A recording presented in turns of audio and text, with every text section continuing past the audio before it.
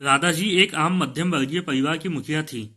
वे अपने बेटे शुभम और बहू मनीषा के साथ रहती थीं। एक बेटी सीमा थी, जो कि शादी के बाद अमेरिका में बस गई थी। राधा जी के पति की मृत्यु बहुत पहले ही हो चुकी थी। शुभम और मनीषा की शादी को 5 साल हो गए थे, लेकिन अब तक उनकी कोई संतान नहीं थी। राधा जी की बहू मनीषा भी जॉब करती थी, जो कि राधा जी को बिल्कुल भी नहीं सुहाता था। वो जल्द से जल्द दादी बनना चाहती थीं। लेकिन मनीषा और शुभम यह अच्छी तरह से जानते थे कि अभी मनीषा का जॉब करना कितना जरूरी था। राधा जी अपने बेटे शुभम से इस बारे में बात करती, तो शुभम किसी न किसी बहाने से बात को टाल देता था। इसलिए वे मनीषा को ही परेशान करने के बहाने ढूंढती रहती थीं, ताकि वह अपनी जॉब छोड़ दे। और अभी कोरोना काल में तो मानो उनके मन की मुराद ही पूरी हो गई थी। हालांकि वे दिल की बुरी नहीं थीं, लेकिन पोते की चाह में वे ना चाहते हुए भी ऐसा कर जाती थी। अपनी हम उम्र सहेलियों को दादी बनते देखकर उनका मन दुखी हो जाता था। उस दिन भी घर में ऐसा ही कुछ हुआ।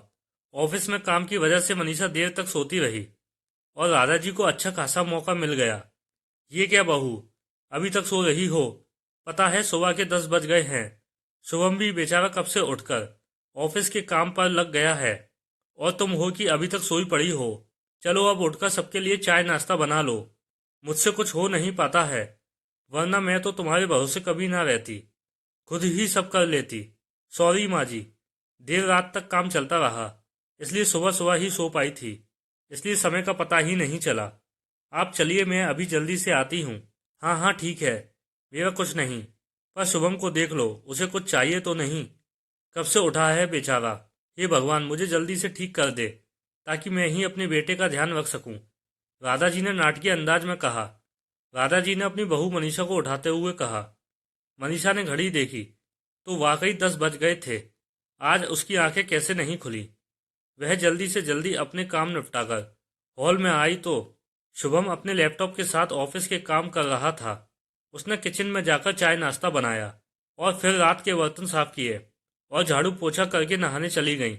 दरअसल कोरोना वायरस की बढ़ती बीमारी की वजह से शहर में पूरी तरह लॉकडाउन किया गया था, इसलिए काम वाली बाई भी नहीं आ रही थी।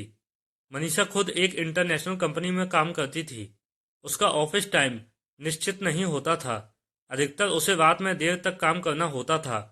कल भी उसका काम देर तक चलता रहा, इसलिए वह देर तक सोती रही। मनीषा नहाकर आई तो देखा कि उसकी सास अपने कमरे में अपनी सहेली से फोन पर बात कर रही थी। बातचीत में अपना नाम सुनकर मनीषा सास की बात सुनने लगी। अरे शारदा, तुम भी अपनी बहू को ज्यादा सर पर मत बैठाओ। बहू को ज्यादा उड़ने दोगी तो कल को अपनी नौकरी के चक्कर में वह तुम्हें ही घर की नौकरानी बनाकर छोड़ेगी। मैं तो भाई शुरू से ही मनीषा की नौकरी करने के खिलाफ थी। अब करे नौकरी शौक से, पर साथ साथ घर के काम भी करे।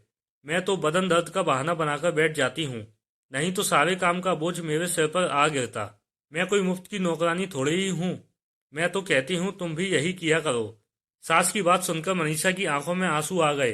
वह जिस सास को बीमार समझकर उनकी दिन रात सेवा करती है, उन्हें एक गिलास तक उठाने नहीं देती है, सारा दिन घर का और रात को ऑफिस का काम करके थकान से चूर होकर भी उफ तक नहीं करती, उसका यह फल मिला है उसे। माना वे मेरी नौकरी के खिलाफ है, मगर यदि घर की किस्त नहीं होती तो वह भी कभी नौकरी नहीं करती। शुभम का बोझ कम करने के लिए ही तो वह नौकरी कर रही थी। खैर, अभी के मुश्किल समय में वह सास से किसी भी बात पर बहस नहीं करना चाहती थी जिससे घर का माहौल खराब हो, इसलिए वह उनकी बात को नजरअंदाज करके वहां से चली गई। लेकिन उसकी नज़रों में राधा जी की इज्जत जरूर कम हो गई थी। दूसरे दिन सुबह सुबह राधा जी की बेटी सीमा का अमेरिका से फोन आ गया। सीमा की सास उसके पास अमेरिका में आई हुई थी। आदत के अनुसार राधा जी ने जैसे ही सीमा की सास की बुराई करनी चाहिए, वैसे ही सीमा ने उन्हें डांट दिया।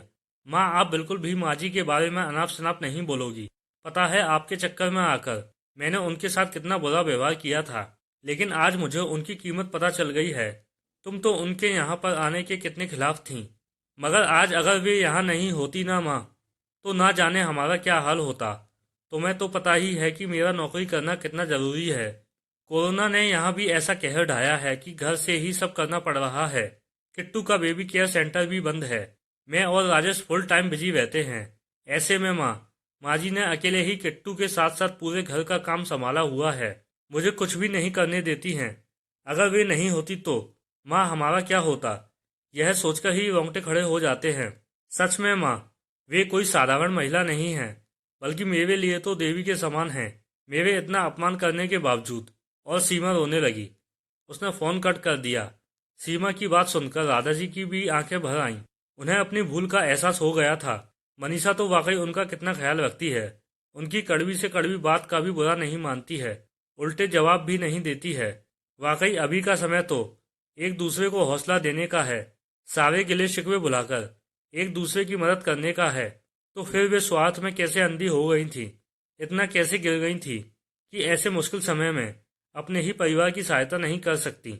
उन्होंने उसी समय मनीषा को बुलाकर उसके सिर पर प्यार से हाथ फेरते हुए कहा, मनीषा, आज से घर के कामों की आधी जिम्मेदारी मेरी रहेगी। मैंने आज तक तुम्हें जो भी कहा और किया उसके लिए सॉरी। चलो अब तुम जाकर आराम करो, खाना मैं बना लूंगी। इधर सास का बदला हुआ रूप देखकर मनीषा की भी आंखों में खुशी के आंसू आ गए और अपनी सास के प्रति उसके मन में फिर से पहले वाला सम्मान वापस आ गया था। शायद हमारे जीवन में मुश्किल समय आता ही इसीलिए है कि हमें एक दूसरे की अहमियत का पता चले।